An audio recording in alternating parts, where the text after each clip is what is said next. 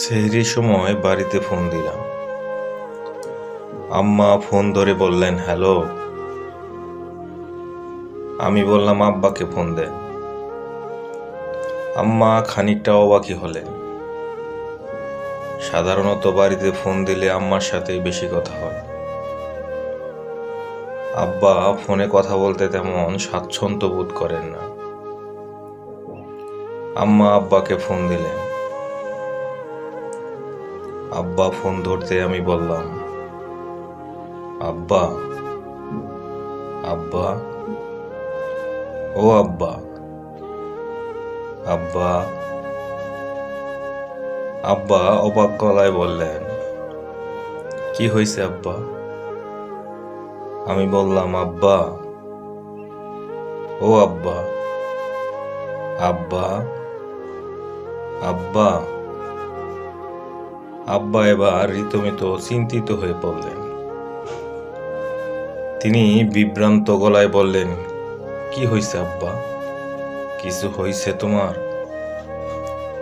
আমি আবারও বললাম ও আব্বা, আব্বা, আব্বা,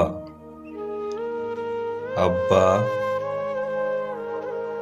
আব্বা বললেন আব্বা কি হয়েছে তোমার? আমি ফিক করে হেসে দিয়ে বললাম কিছু হয়নি, এমনি। অনেক দিন ধরে আপনারে ফোন দেই না, কতদিন আব্বা আব্বা বলে ডাকি না। মনে হচ্ছিল আব্বা আব্বা ডাকার জন্য বুকের ভিতরটা শুকায় গেছে।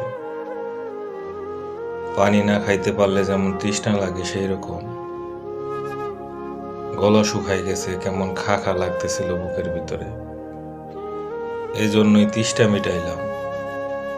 আব্বা, আব্বা, ও আব্বা, আব্বা। আমি ফোন রেখে দিলাম। খানিক বাদে আম্মা ফোন দিয়ে গম্ভীর গলায় বললেন তুই তোর আব্বারে কি বলছস? আমি বললাম কেন, কি হয়েছে? আম্মা বললেন কি হয়েছে মানে সেটা তুই জানোস। সে ফোন রাখনের পর থেকে কাঁদতেছে আর কাঁদতেছে। নামাজে দাঁড়াইয়া মোনাজাত ধইরা ও হাউমাউ কইরা কাঁদতেছে। কি কইছস তোর বাব্বারে? কি বলেছে আমি হঠাৎ চুপ করে যাই, একদম চুপ।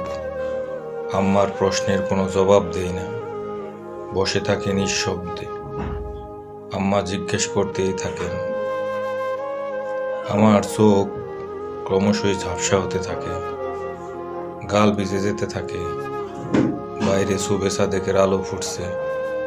সেই আবসা আলোর দিকে তাকিয়ে আমার হঠাৎ মনে হতে থাকলো আব্বা কাঁদুক, কাঁদুক তার পুত্র।